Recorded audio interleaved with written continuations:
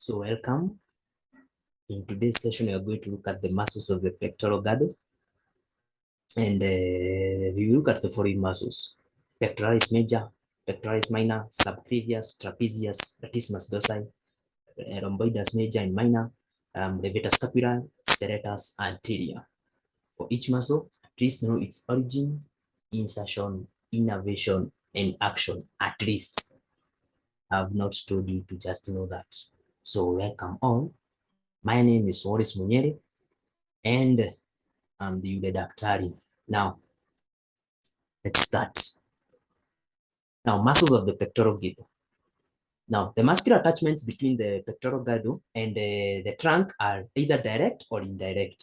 Now, direct attachment of the pectoral girdle to the trunk is provided by muscles that are inserted either to the clavicle or scapula from the exoskeleton. Now, these muscles are such as pectoralis minor, subclavius, trapezius, the rhomboides major and minor, levator scapulae, and serratus anterior. Then we have indirect attachment.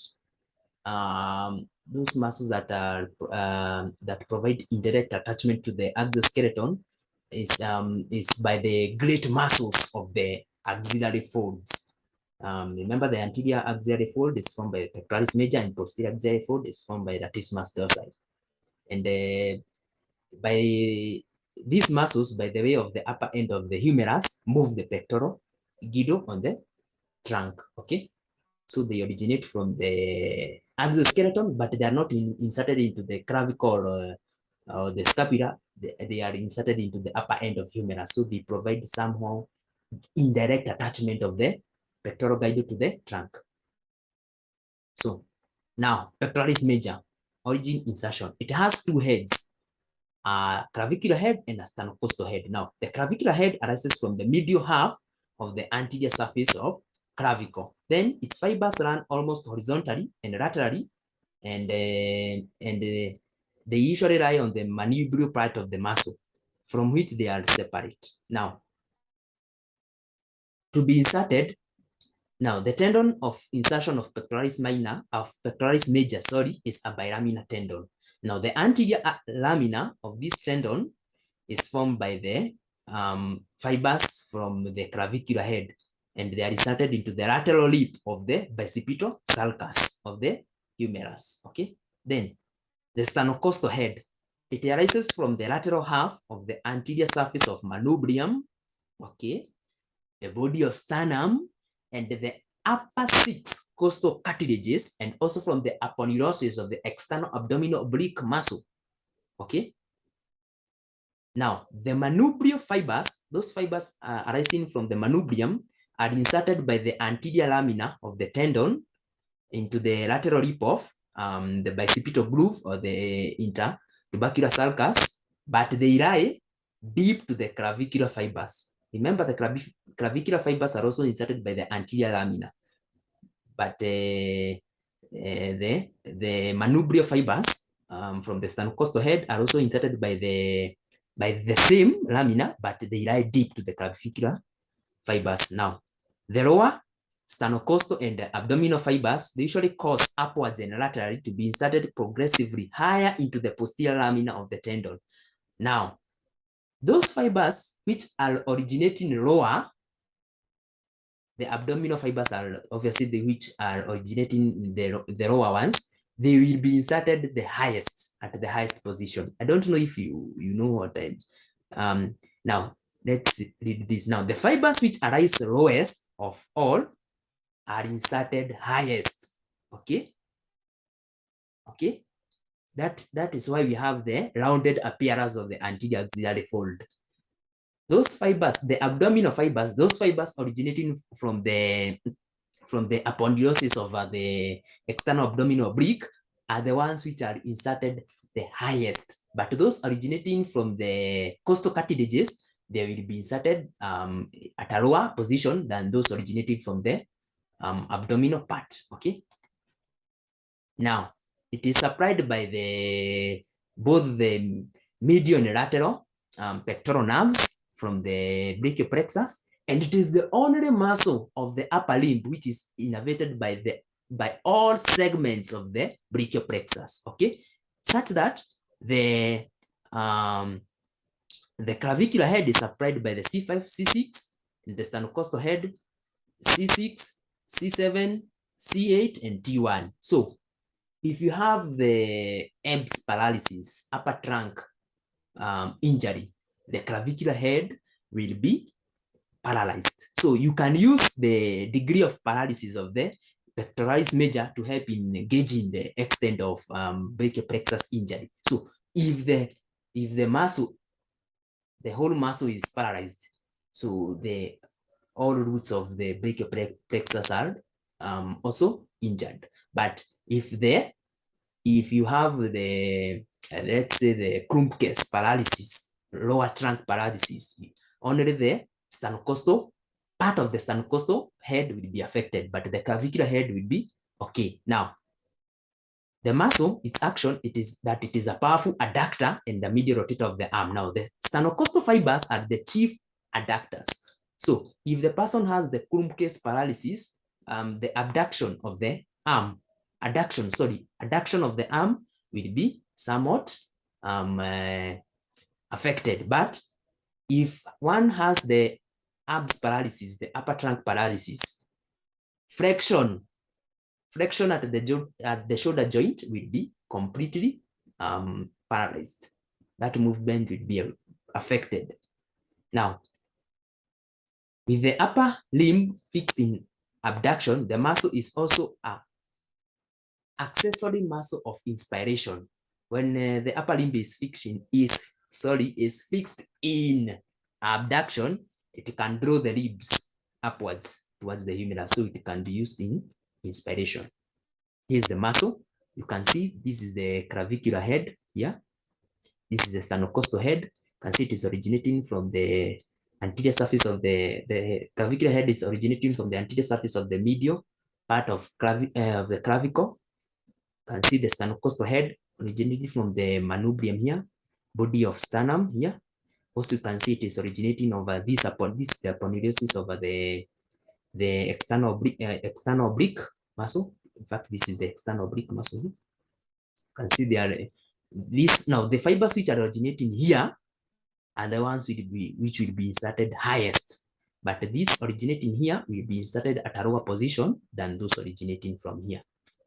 I hope I've made that point easier. Now, pectoralis minor. It is a small triangular muscle which arises from the third, fourth, and fifth ribs under the cover of pectoralis major, to be inserted by a short thick tendon into the medial border and the upper surface of the coracoid process. It is of no great functional significance, but it is used in the division. It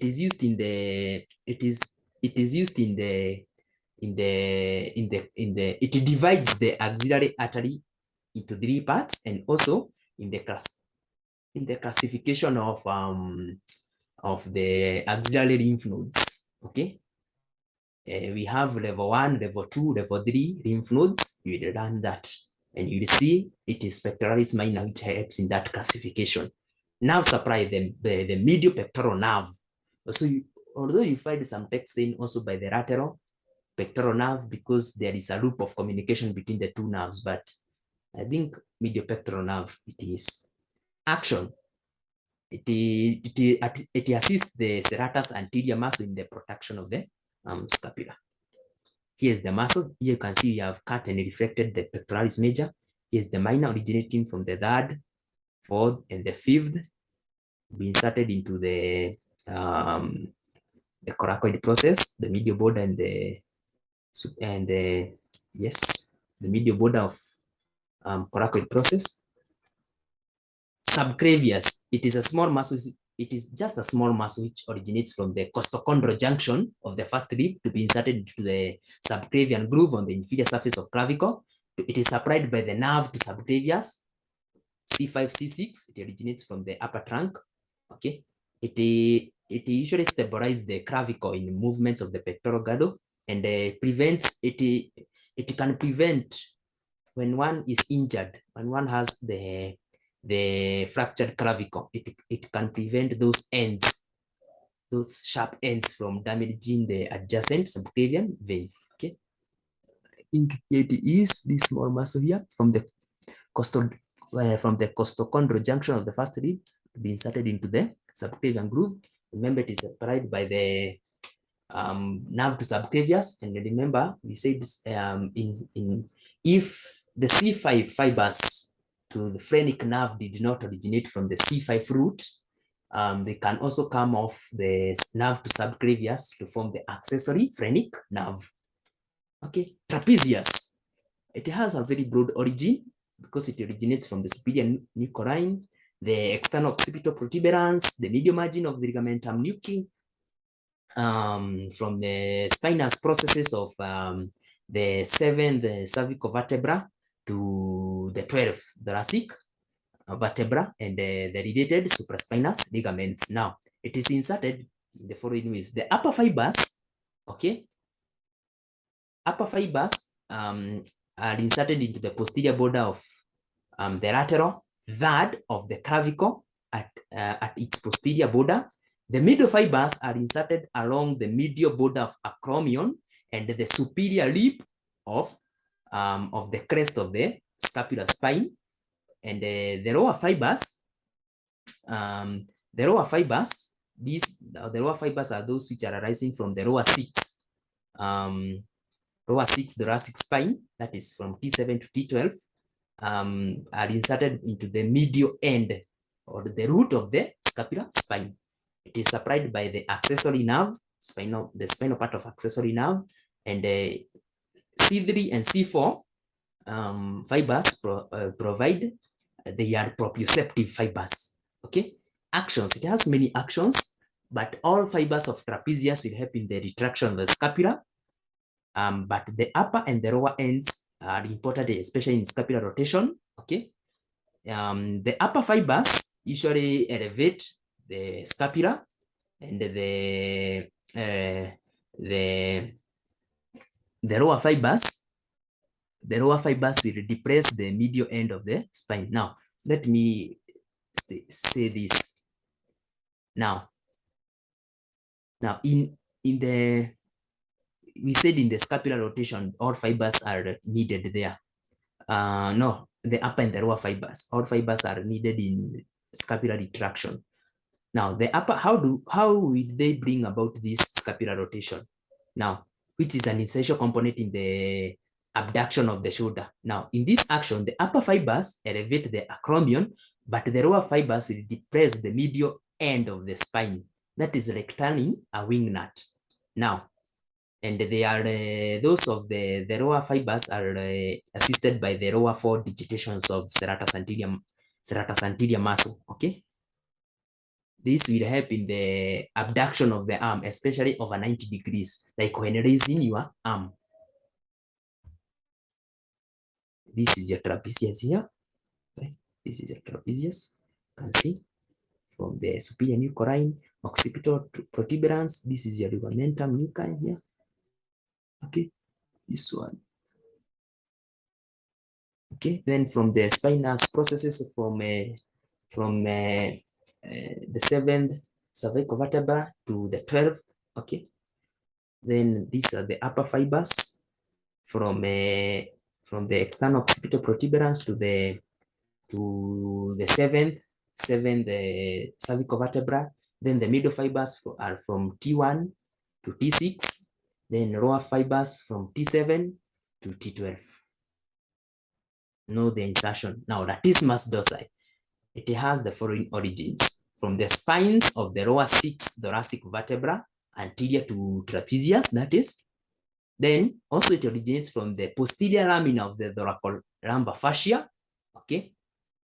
Also from the outer lip of the posterior part of the iliac crest, and also from the lower 3 or 4 ribs. Okay, and also from the inferior angle of scapula.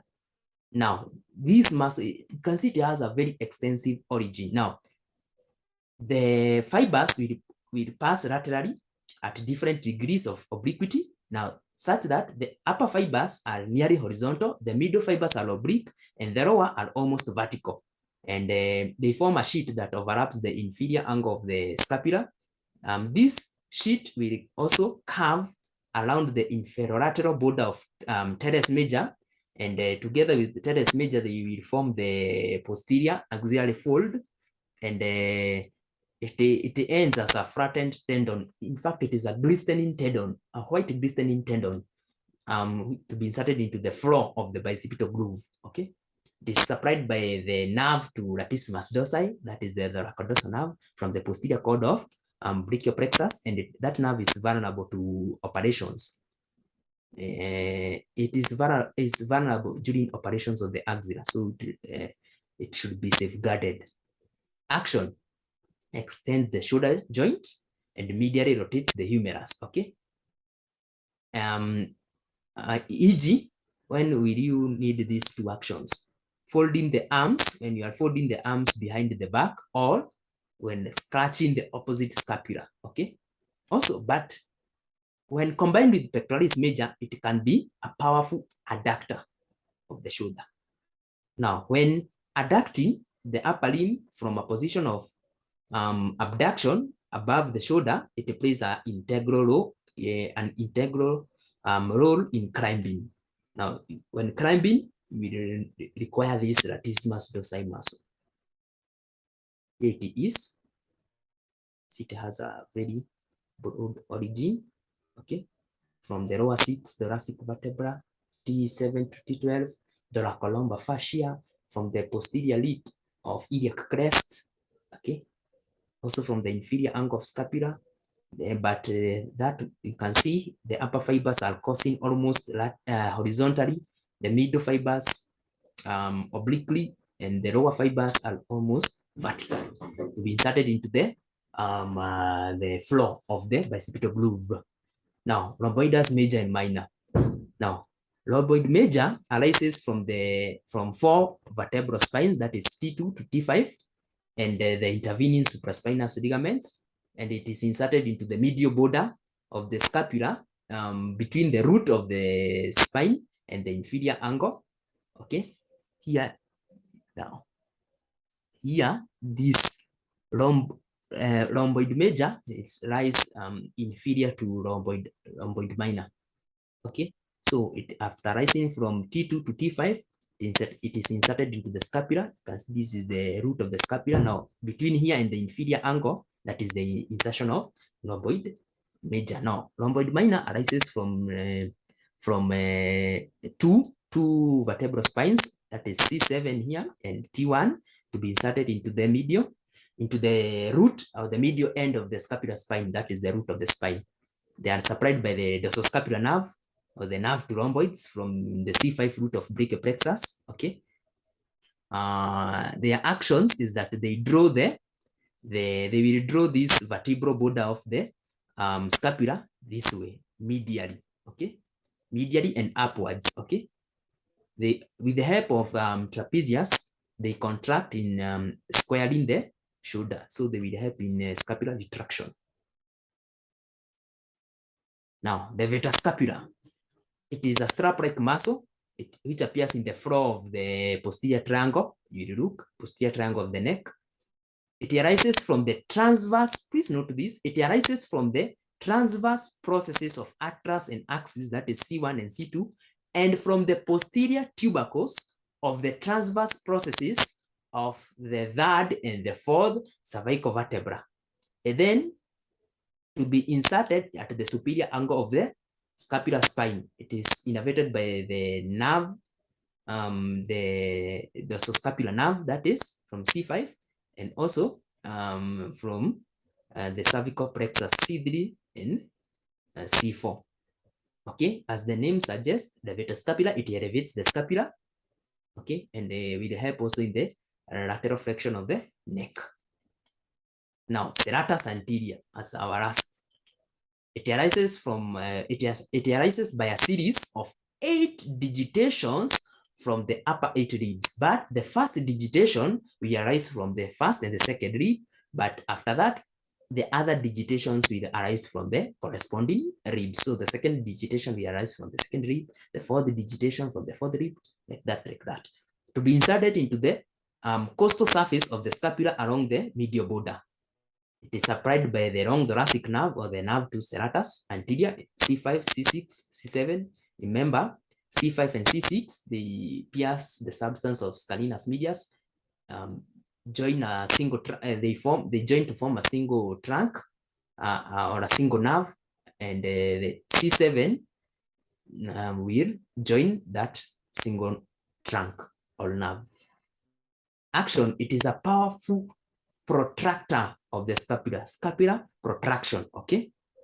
And it pulls the scapula forwards around the chest wall for pushing and punching movements as required during boxing. Hence, serratus anterior is also called boxer's muscle, okay? So, like if you look at Floyd Mayweather, you can see when you look at his lateral thoracic wall, you will see like you have digitations because that muscle is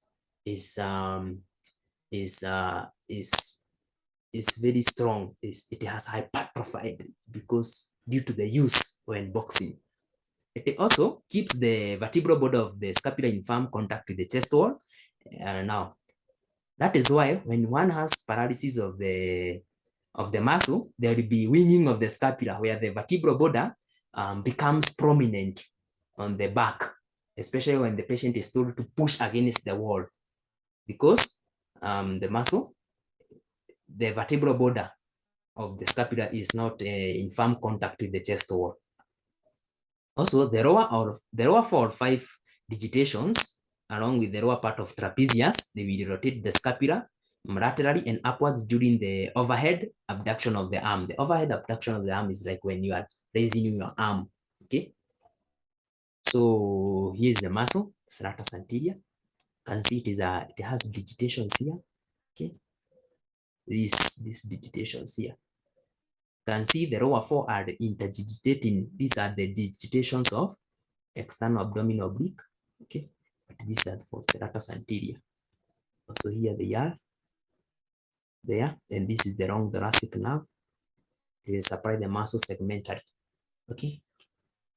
So we have come to the end of that session, and thank you for your attention, and please subscribe for more anatomy and biochemistry content. Thank you.